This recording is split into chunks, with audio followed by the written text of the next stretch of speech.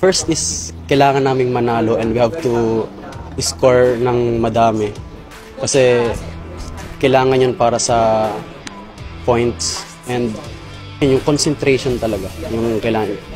Dahil sa weather, sobrang init, papasok yung mga sakit sa katawan, especially sa paa, sobrang init talaga, parang nasusunog. And yun, kailangan namin mag-concentrate lang talaga sa game. Huwag kami magpadala sa mga ibang bagay na nararamdaman namin. Play, sumunod lang kami sa instruction ng coaches namin, which is na-execute naman namin and we score a goal. Kung ano yung plano ni coach, yun lang talaga yung ginagawa namin. Naglaro naman sila ng gusto. Siguro medyo na-short lang din sila, pumasok yung injuries.